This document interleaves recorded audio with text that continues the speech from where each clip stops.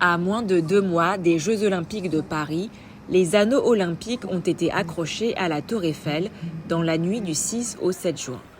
Pour hisser les anneaux olympiques géants de 29 mètres de large et 13 mètres de haut, 4 grues et une équipe de cordistes a été nécessaire.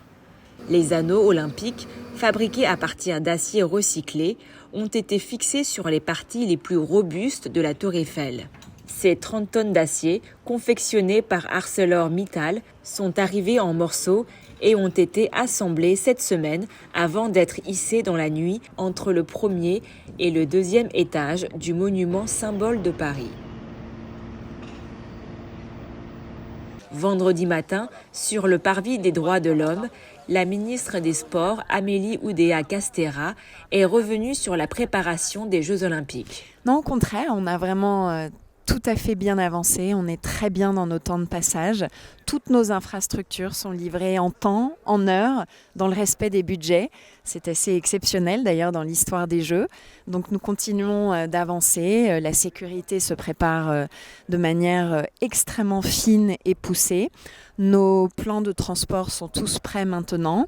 Le montage des opérations se fait partout dans Paris et nous serons prêts. Il n'y a pas d'inquiétude à avoir. On a encore un petit peu de travail.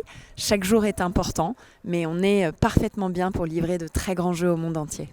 La maire de Paris, Anne Hidalgo, a exprimé son émotion. Eh bien, bienvenue à Paris, bienvenue pour ce moment exceptionnel qu'on attendait depuis très longtemps avec Tony et avec toute l'équipe olympique, les anneaux sur la Tour Eiffel, c'est-à-dire sur le monument qui incarne Paris, la capitale de la France, mais la France tout entière. Donc c'est une grande émotion et on se disait avec Tony tout à l'heure que ce moment vient de très très loin, voilà, de très loin, parce que ça fait quand même une candidature lancée en 2015. On y a pensé, rêvé, et là aujourd'hui ça devient une réalité. Et la Tour Eiffel et ses anneaux, c'est le signal que les Jeux vont démarrer. On y est presque. Et c'est beaucoup de joie, de fierté et d'émotion pour moi en tant que maire de Paris de pouvoir ouvrir et donner ce signal-là extraordinaire. À ses côtés, Tony Estanguet, président du comité d'organisation des Jeux Olympiques et Paralympiques Paris 2024, a déclaré que l'organisation des Jeux Olympiques entrait dans sa dernière ligne droite.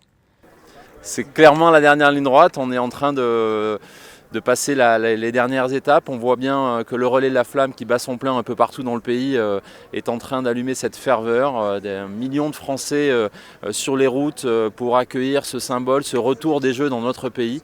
Donc il y a de l'ambiance, il y a de l'envie, il y a de l'enthousiasme et effectivement aujourd'hui on passe encore une dernière étape pour annoncer l'arrivée très prochaine maintenant des Jeux le 26 juillet prochain. Jean-François Martins, président de la Tour Eiffel, a exprimé sa fierté. On est très fiers évidemment à la Tour Eiffel d'accueillir ces anneaux parce que au-delà d'être finalement fidèle à notre rôle symbolique, d'être l'image et le phare de Paris et donc d'être l'endroit où l'emblème olympique s'affiche, c'est aussi quelque chose qui est assez fidèle à notre histoire, c'est-à-dire celle de relever des défis techniques. Il y a 135 ans, Gustave Eiffel, il arrivait avec des ingénieurs et des ouvriers à monter une tour de 300 mètres de haut en plein Paris en 2 ans et 2 mois. Et ben nous, en 2 jours et quelques heures, on a réussi à assembler 5 anneaux, les passer à la verticale et puis dans la nuit qui vient de s'écouler, de les lever progressivement pour les poser au millimètre près à la position qu'on avait espérée avec ce balai des cordistes.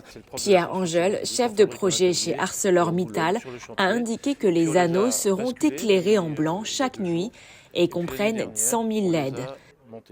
Alors, vous remarquez qu'ils sont pratiquement suspendus comme s'il n'y avait rien qui les suspendait. Ça a été toute la problématique d'avoir une suspension qui soit discrète. Ils sont éclairés, vous voyez que là on est en plein jour, s'ils n'étaient pas éclairés vous ne les verriez pas. On a renforcé la couleur et ça consomme pas plus que quelques fers à repasser. Il y a une dizaine de milliers de LED et alors le soir, quand vous viendrez le soir, vous verrez, ils vont passer en blanc.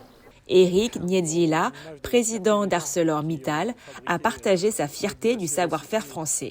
Ces outils, et tout au long des usines françaises, que ce soit à Châteauneuf, que ce soit au Creusot, à Dunkerque, à Denain, les gens qui ont participé à cette élaboration, il y a une fierté de démontrer le savoir-faire. Et aussi pour ceux qui ont fait le montage cette nuit, moi j'ai pu voir des gens très compétents d'entreprises françaises, capables de réaliser quelque chose qui renvoie beaucoup d'émotions. Avec ses anneaux olympiques, la Tour Eiffel devient encore plus centrale pour les Jeux de Paris 2024. Reportage par Mandarin TV.